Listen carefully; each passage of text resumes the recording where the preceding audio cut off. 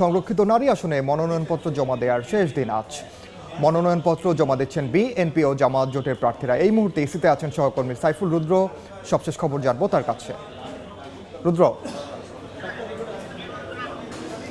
শেষ দিনের মতো চলছে জাতীয় সংসদের সংরক্ষিত নারী আসনের প্রার্থীদের মনোনয়নপত্র দাখিলের কার্যক্রম।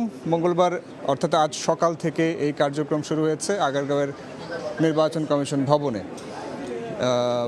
বিএনপি এবং জামাতের শরিক এবং জোট যারা আছেন এবং যাদেরকে মনোনয়ন দেওয়া হয়েছে সেই প্রার্থীরা সকাল থেকেই একে একে আসছেন এবং তারা তাদের মনোনয়নপত্র দাখিল করছেন।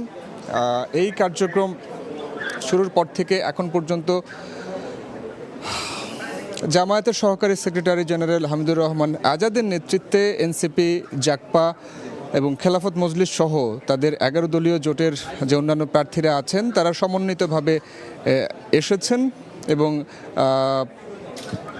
সিনিয়র সচিব আক্তার আহমেদের সভাপতিত্বে এই কার্যক্রম শুরু হওয়ার পরপর তারা তাদের মনোনয়নপত্র দাখিল করেন এক এক করে। পাশাপাশি বিএনপি মনোনীত নরসিংদী 4 আসনে সংরক্ষিত নারী আসনের প্রার্থী সেলিনা সুলতানা, নিশিতা সহ এবং অন্যান্য যারা আছেন তারাও এক এক করে মনোনয়নপত্র দাখিল করেছেন। এখানে উল্লেখযোগ্য বলে রাখি যে জুলাই শহীদ জাবির ইব্রাহিমের মা রোকেয়া বেগমকে মনোনয়ন দিয়েছেন জামাত ইসলামের পক্ষ থেকে দেওয়া হয়েছে। তো আমার কাছে এই ছিল নির্বাচন কমিশন ভবন থেকে সবশেষ তথ্য। পরবর্তীতে যে কোনো আপডেট আসলে আমরা আবার জানানোর চেষ্টা করব। সরাসরি যুক্ত ছিলাম নির্বাচন কমিশন কার্যালয়ে।